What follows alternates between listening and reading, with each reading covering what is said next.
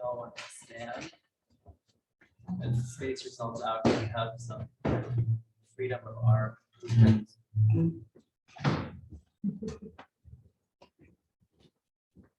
So I feel like we should just start with hands on the heart, feet shoulder width apart. And when you have your hands on your chest, your heart chakra, feel into your feet. And allow your hands to sort of be replicated in your feet consciousness. Your feet are close to your heart, absorbing the ether, morality and truth and freedom. You might have to speak a little louder. And just take a few breaths to deepen your heart down through your solar plexus, your hips and legs. You feel like a standing, upright, moral human being.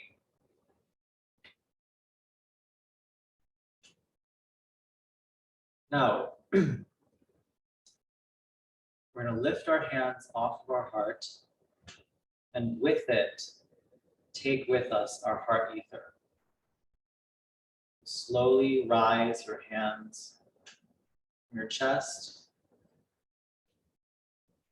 It's almost like you're pulling the heart ether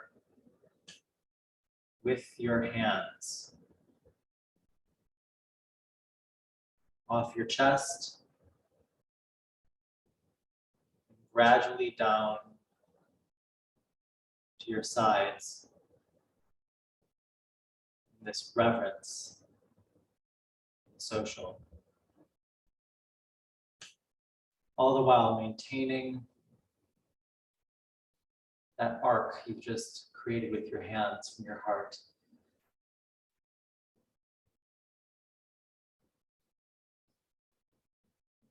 Now you can deepen into your hands, relax your shoulders,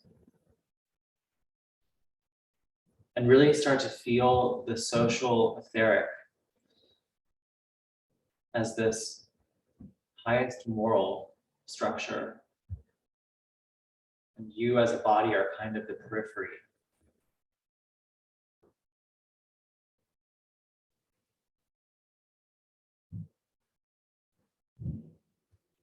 Just resonate there. Thinking with your heart, not with your head.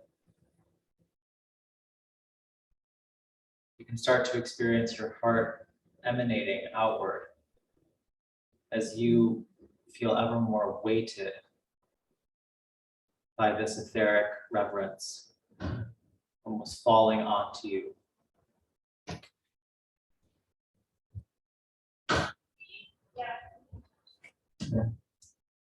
We can slowly move our hands.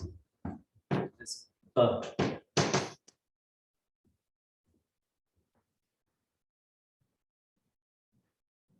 breathe into this book. And start to experience your own ether body sort of cycling through this circle. You're not only creating your own sanctuary, you're also experiencing your ethical periphery.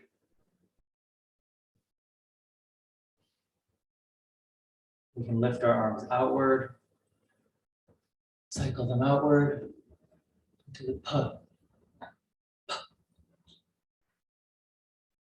It's almost like an inverted buh, shining into the ether. And then an ooh,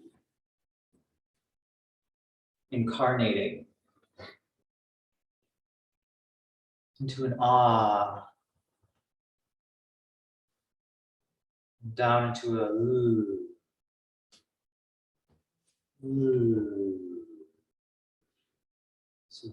2 more of these. Ooh. Ooh.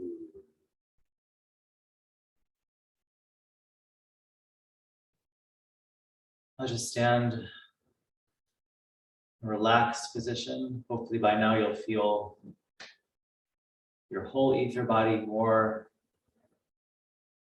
filling your whole being,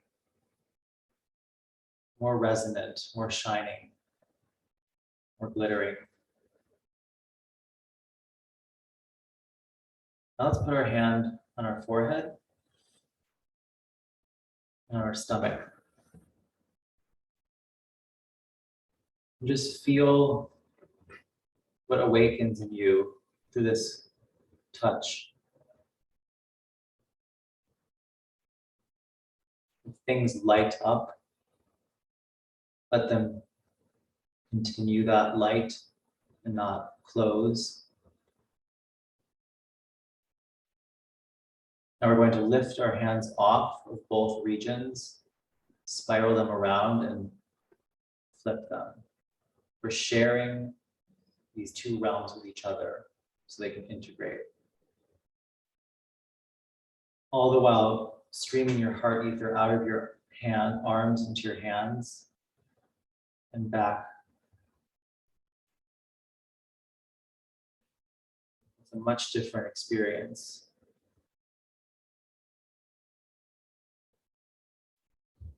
Let that integrate. We're going to go back one more time. We're going to discover something fundamentally new. The heart ether spirals out through the arms, ready to rekindle this new relationship.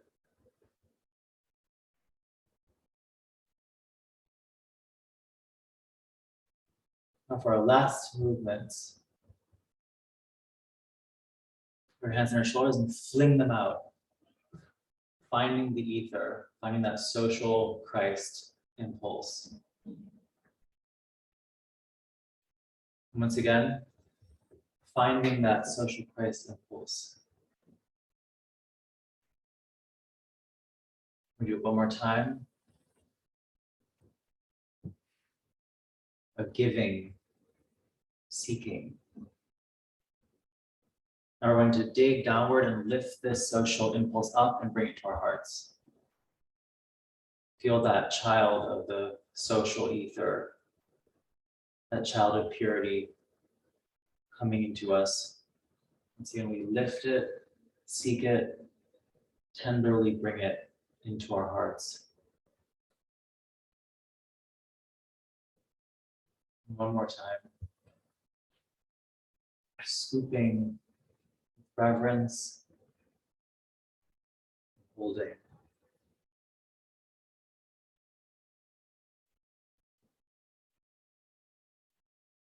So let's, as we close, just close our eyes. Let our arms fall consciously. And live into this experience of the outer inner and the inner inner. How we partake and participate in both of these. We build this inner heart love out of our wisdom. And we then experience in that social etheric womb the moral image of our universal collaborative individuality.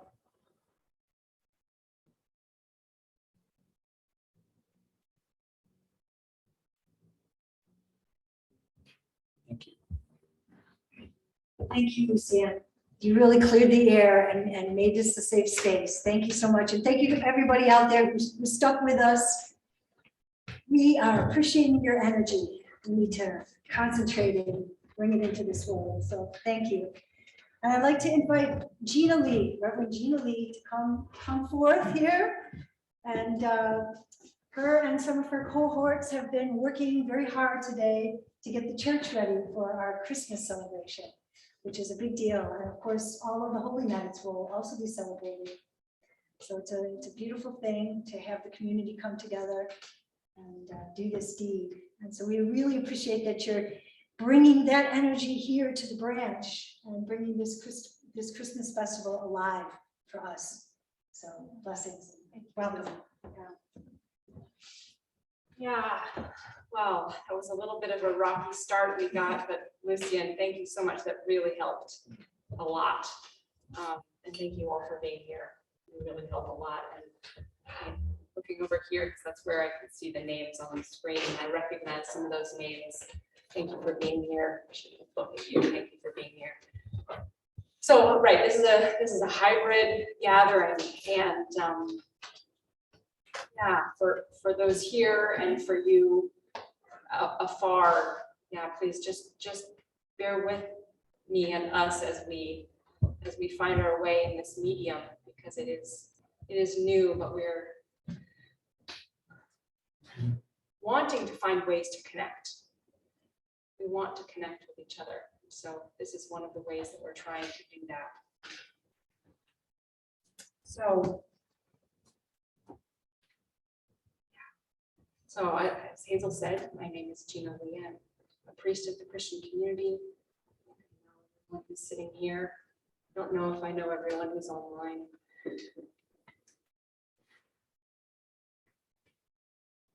Yeah. So the title that I gave this talk is Divine Love and the Holy Child Within. And if we look out into the world right now, it can feel a little bit difficult to connect with the divine love. We just had an experience today that might bring that to our awareness. We can also look inside and sometimes find it difficult to feel love within ourselves. Sometimes we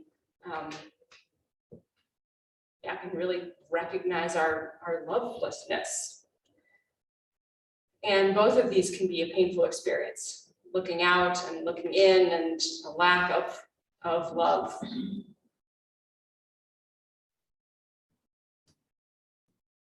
And sometimes this idea of divine love can feel very distant and kind of theoretical even. And then sometimes maybe for moments we experience something of it.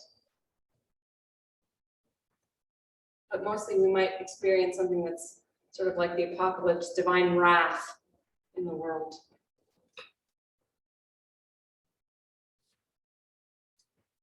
And at the same time, we can, even if we do sort of recognize this love in the world, we can still find it difficult to connect with the divine. Divine within us, the divine in others, divine in the world. Maybe not. I hope for all of you that it's not difficult. I know people for whom it's not so difficult, but I think for some it can be. How do we connect? Right? We want to connect with each other. We also, I think, want to connect with the divine and with love. So at this time of year, this Christmas time,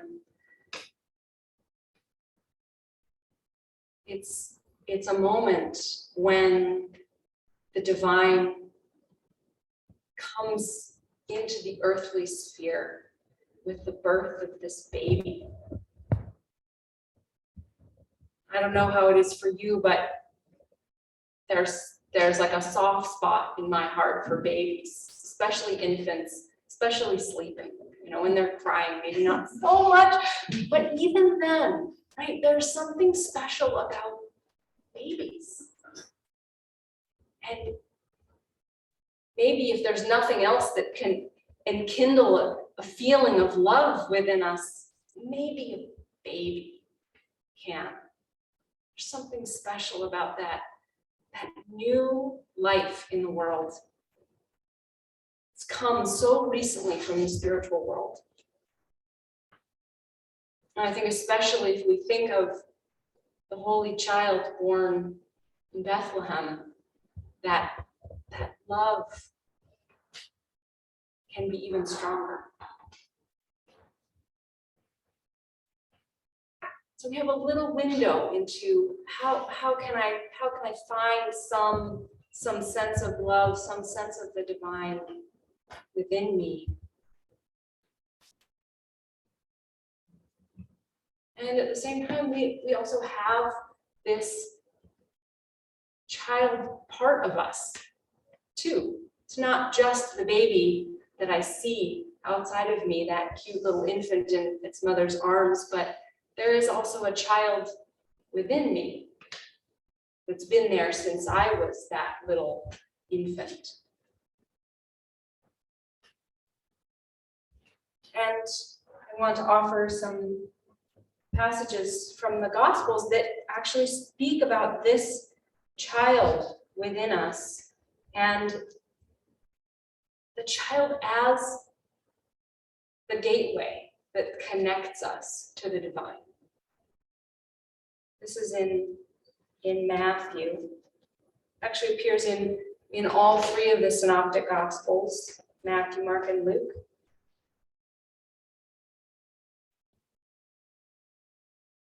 At that time, the disciples came to Jesus and asked, "Who is the greatest in the kingdom of heaven?" He called a child, whom he put among them, and said, "Truly I tell you, unless you change and become like children, you will never enter the kingdom of heaven. Whoever becomes humble like this child is the greatest in the kingdom of heaven. Whoever welcomes one such child in my name welcomes me."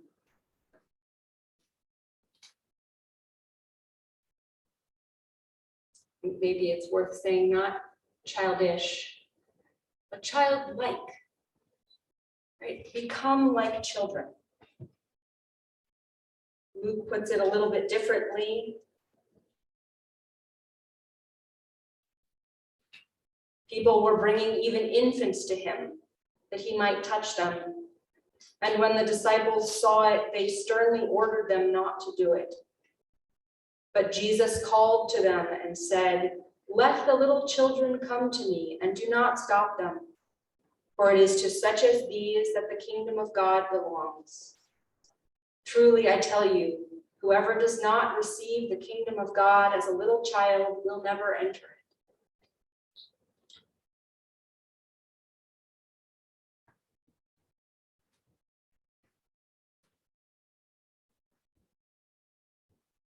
So, to me, this is a pretty strong message to us to find that child within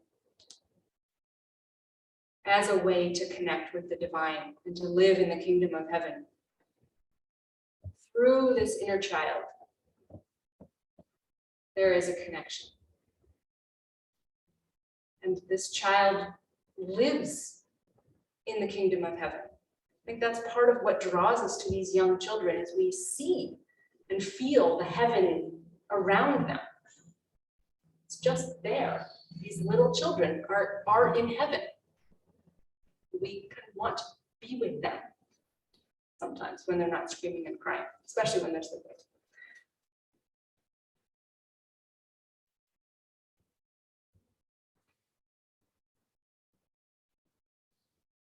But I think for a lot of us, this can be difficult, this connecting with the inner child. I think especially if we experienced trauma as children, and who didn't have something difficult happen in their childhood. Some people had very difficult things happen. But even just the experience of incarnating, even if you had the most perfect and beautiful childhood, this experience of coming into this world is somewhat traumatic.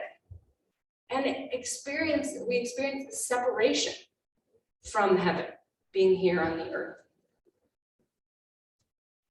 But especially if we've had difficult experiences, we can protect ourselves by actually shutting off part of ourselves, by putting aside this child part, and it sort of goes underground. And I think then we can often really feel separated and really feel distant from the divine, and find it especially difficult to enter with that childlike quality into the kingdom of heaven. But even if we've had very difficult childhoods, there was still a time, maybe before the trauma, or even amongst those difficult experiences, that we were little children. And we did experience a childlike connection with God and the universe. And so what are these qualities?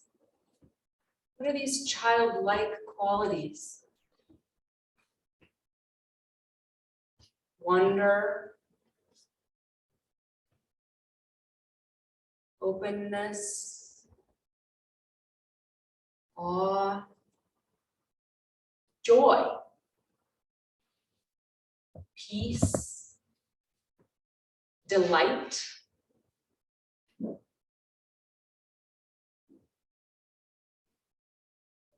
maybe you can think of others within yourselves. And in these moments, we are in the kingdom of heaven. In these experiences.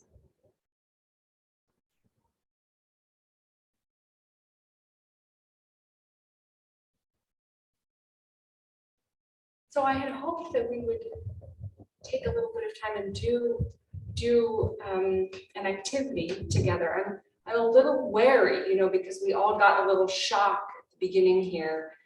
So it can feel hard to open up and be vulnerable, because that is also a quality of the child, right? Is vulnerable. So that was particularly interesting, right? That was our topic today, and then we all got a little trauma moment. Maybe using that word is too strong, but a little shock, could say. And for some people, that might have been more shocking than others, right? And could really send us back into a more upset state. I know that my heart was really racing there for a while as we were trying to take care of some of that. So yeah, so see where you're at. If you want to participate in this activity or not, but I'll tell you about it, and you can each for yourself decide. So I invite you to go back in your experiences, to take yourself back into a time in childhood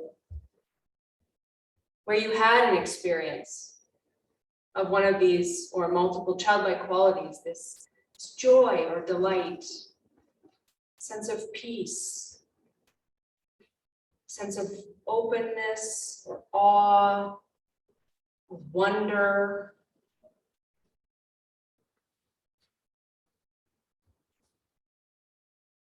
And picture that experience. Colors, shapes, were there sounds, smells, body sensations,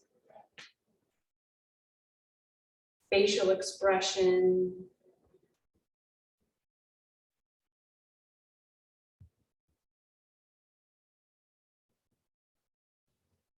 take a moment to sit in that experience.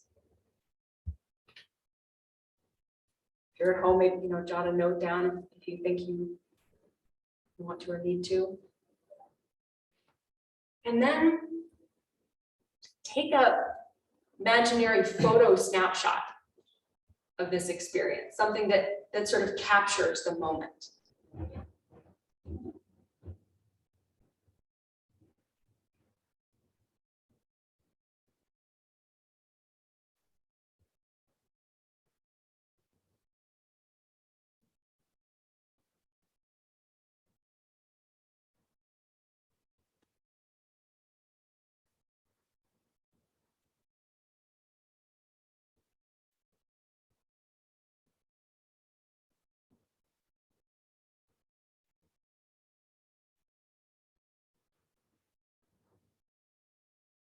So we have a childhood experience where you felt one of these childlike qualities, and you've taken an imaginary photo. So now what I'd like to do is get into groups of 4 or 5. You know, we can do that here in person. On the screen, maybe we'll just break into 2 groups. And so get in your groups, pick a timer just to have some boundary. It doesn't have to be a really harsh, just, you know, someone to keep an eye on the clock. And take 3 minutes each to go around and describe your snapshot. Don't have to describe the whole experience, but describe the snapshot that you took. And then we'll come back after, let's see if there are 5 people, after 15 minutes, 10 or 15 minutes, depending on how long it takes, and have a little moment to share about the experience, and then I'll say a few more words. That instructions are clear? Awesome. Thank you. So form, maybe we can just do 2, 3 groups, something like that. Yeah. I don't know if Hazel and Mary want to participate, but Yeah, yeah, I'm just gonna mute this. yeah, maybe, yeah.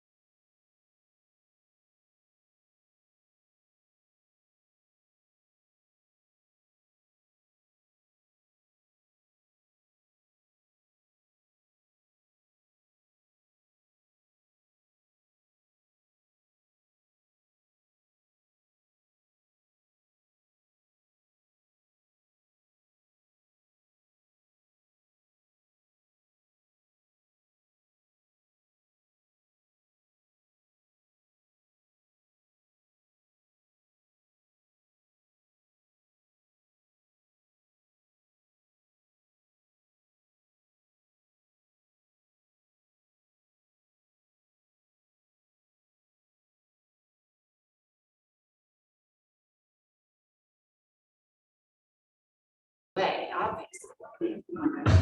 Oops. Welcome to the recording. Maybe I'll just repeat Yeah, that. that in these experiences, in the qualities of these experiences, we are in a way living in the kingdom of heaven. We're living with the divine, with this inner child.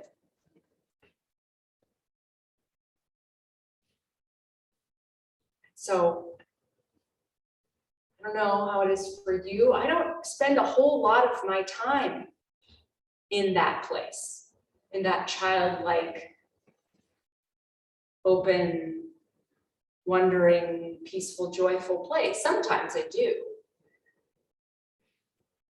I don't know. How would you like to? Like to live in that place more? I would. And we can, even though we're adults, that part of us is living and we can access it.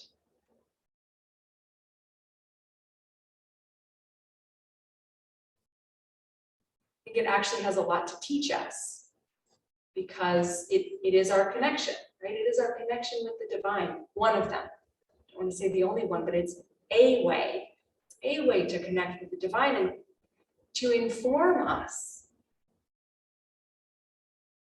Maybe I'm trying to make a decision and I ask myself, well, which option brings some of that quality, that joy or peace or wonder? Maybe that's the one I should go for. Or a certain kind of experience brings that feeling. Maybe there's something there. Or if I'm in a situation where I'm feeling particularly disconnected and alienated from love or the divine, can I find that somehow within? Can I go back into that place, into those qualities? Matthew says we must change and become as children. Imagine walking around in the world, as I said, not childlike, but not childish, not childish, but childlike, right? How would it be to be in the world in that kind of open, receptive, joyful, peaceful place?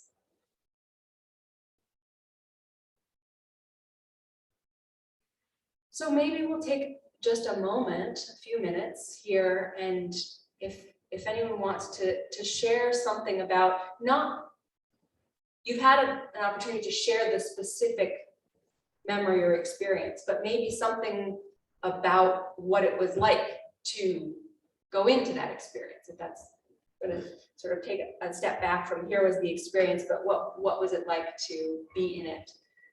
Just to see it. Maybe we don't want to share and I'll just close, but if there is something, yeah, Lucien, please. So Lucien, why don't you stand up and then come and stand in front of the camera or go back? Yeah, no pressure. What's your name? Martine. Martine. Yeah. When you were telling your story, she was talking about this Christmas craft, building something for Christmas. And I'm an artist, and so that's a very personal experience to me, building something with a sort of out of this higher activity. And I just got such this palpable sense of being like a noble devotee of this Christ quality that is just pure joy and wonder and cosmic youth. And I was trying to imagine how could that actually be an experience as an adult constantly in our deeds. And I was seeing how if we engage in the ether today in that way, by sort of like picking from the ether our activity and moving through our karma by building our deeds out of that etheric Christ impulse, and we kind of feel that craft element again in that really esoteric Christian spirit. And it does feel like this inner child of wonder sort of moving through that etheric initiative by crafting out of it.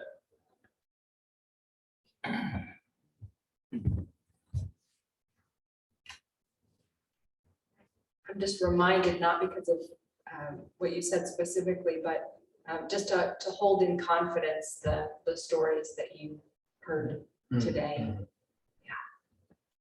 Yeah. Anyone else want to say something about the experience of talking about your experience or hearing others? Say something. No, I just wanted to say that what was interesting in our group was that everybody spoke about an experience that was in nature. So that really struck me, that we have this resource where these etheric beings are working with us, and of course the animal kingdom as well. We have these other creatures in the world, these elemental spirits, etc., that are wanting to have our human contact, and then they give us this refreshment and this wonder, and we can have reverence for that. And really, it helps us to really truly be human. So that really stuck out for me. Well, I just have to give a nod to my understanding of Kama Loka, because that's going back from now, from when we pass, eventually to the state of the child. And when you read the passages today, for me, I was just experiencing this idea of how Kama Loka eventually transports us back to a childlike state. Another thing I want to say is that classical homeopathy, constitutional homeopathy, I just remembered today, it transports you back through your imbalance from the now back in time. And it gradually unfolds on its way back through time. So it must be another way to get to the child.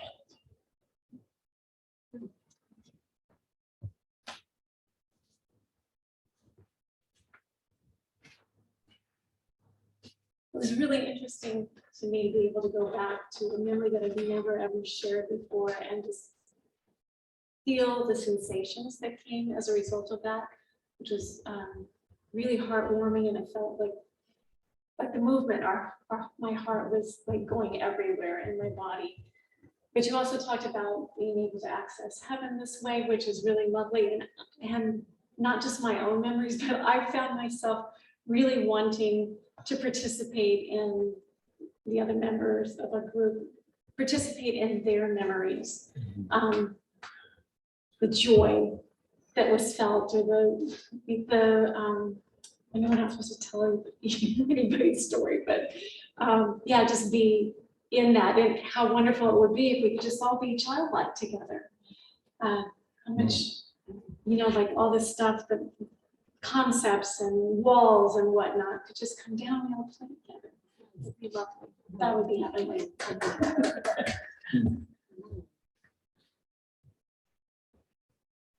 Yeah, and how could it be possible to do that while also being adults? Right, to bring something of that in. I experienced some of the, sorry, I'm just answering back, but some of the deeply wise teachers that I've experienced are so childlike. They have such a sense of humor and don't, they're just not caught up in all the sort of adult things that we often get caught up in. They really do seem to be living in that childlike place. Well, they should just grow up. And I think we can enter in through the qualities, right? You don't have to have that experience of being in the place where you were, but that joy, enthusiasm, wonder. Yeah, I don't know if there's anyone of our online participants. I would love for you to feel included. I don't know if that's possible. you want to say something, unmute, and we will turn our faces to you. You can raise your hand too. Or you can raise your hand. I think it's in the reactions button at the bottom. But unmuting is also a way to go about it.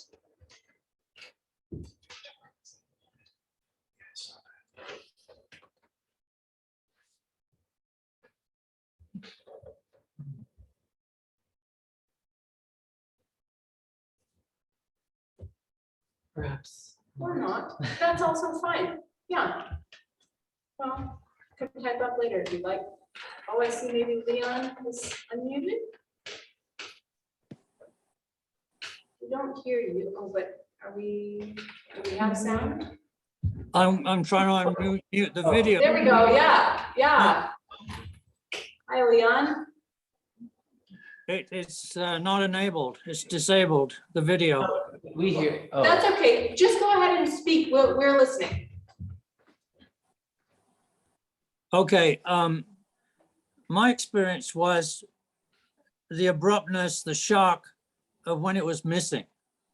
In other words, when I started school and experienced things like the kind of discipline and the unfairness of some of it, and then the taunting and bullying, which I'd never experienced before. Until then, everything was a unity and it was fine. My parents were just amazing, and looking back on what they provided is just extraordinary. And my siblings feel the same way. One of the thoughts that came out of the previous talks here was the unity of feeling that all those things are not separated from, quote, the environment. We have labeled nature.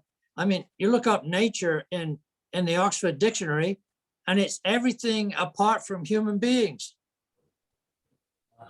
So we separated ourselves from all this a long time ago, and a lot of us are in conflict with it. We're still fighting wars against not necessarily people anymore, but viruses for sure, and other diseases, instead of in a cooperative, holistic relationship with living things, about making decisions. One of the basic things we're asked to choose in the Bible, you have before you life and death, choose life. We choose death very frequently, or decide on death, because that's the option provided to us. We haven't really thought through what we're missing. We're not fully alive, most of us. So anyway, that's what came up for me. I was paired off with this lady in Tennessee who came from Miami, which was the reverse of where I immigrated to, from England. So we had things to share. Wonderful, Leon, thank you so much for being here and sharing. Is there anyone else who wants to say something about the experience?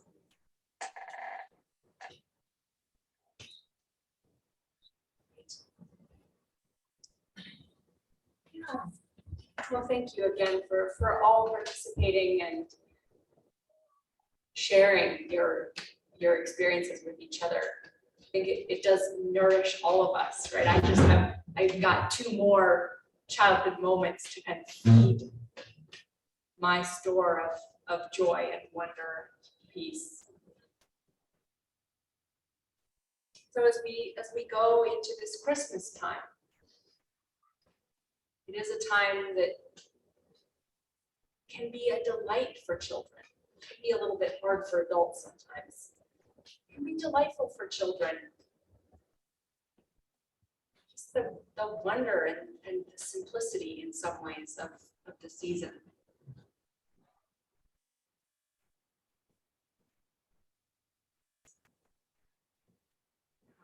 So as we head out into this time of year, this darkness, the light is coming, It's an opportunity to begin to feel that divine love that is coming into the world, that has come into the world, and that is living in each one of us, and to access that within us, so that it resonates as we encounter it in the world. It's also in us, and there can be this connection. Because as I said, the divine love is coming into the sphere of the earth here at Christmas time.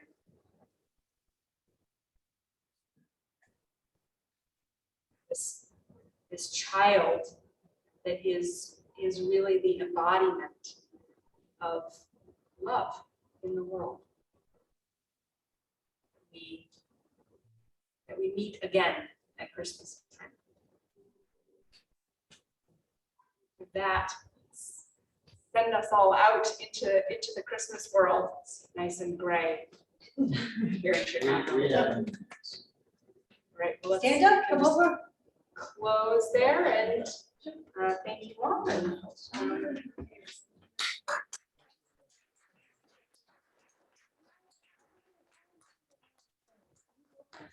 After you. Clap for my announcement. Step out of the limelight. All right. Gee, I hope I don't disappoint. Okay, so Sheila Donahue, some of you, many of you have been to her home that she recently left. And she donated, or at least gave us a long-term loan for chairs, or theater chairs out of the fields, and you know the chairs. Her velvet curtains, deep red, and some stage lights. You know the whole arrangement there, I'm sure. And then besides having the paraphernalia for a stage now, we have a huge fabulous loft that's heated. But we also have performers who can populate the stage. And so we've set the 26th of February for our debut. And ultra, purple. Violet. Ultraviolet and Lucien are going to perform, and they're going to perform a lot of music that they've written there.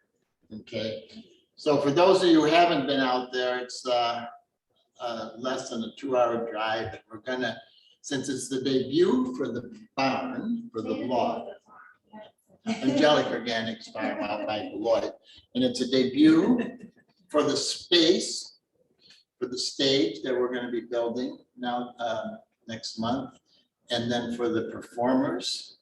And so we're, how do I say, singling out our anthroposophical friends, because it's really imbued with an anthroposophical spirit, and it's not an amphitheater. It can only seat about 30 or 40 people. So I just want you to put that on your calendars. We'll be sending out announcements. We're probably going to have a dinner before the performance.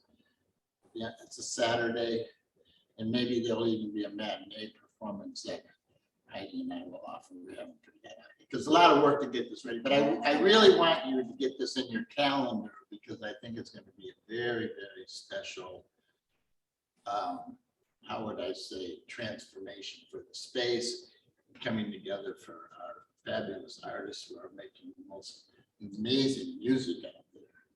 Wow. And then to bring all of us together, okay? You said the date, just one more time. 26, so it's one of Steiner's birthdays, right? Of February. It's Between between his two, 26th of February. it's between his two birthdays. Maybe it's his He was middle one. born twice, Yeah. just like the baby Jesus. We'll also probably be talking about, intermixed with music, speaking about the spiritual science of the lyrics in relationship to anthroposophy and Rosicrucianism. Oh, it's magnificent music, and you can really feel the spiritual impulses that are coursing through it. It's really extraordinary. I felt myself almost lifting up in silent performance. Oh, boy, can't wait. Yeah. Can't wait. Thank you. Yay, beautiful.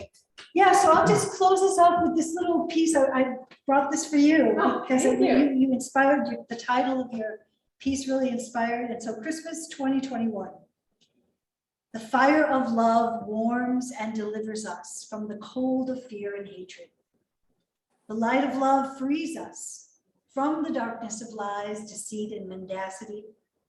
The harmony of love brings peace to those of goodwill. The life of love leads us through the valley of the shadow of death to life, through all the cycles of time to come. May Christ, the God of love, be born in our hearts this Christmas. Thank you, Jeana. Thank you, everyone. Thank you. Thanks, Mary. Think about Mary.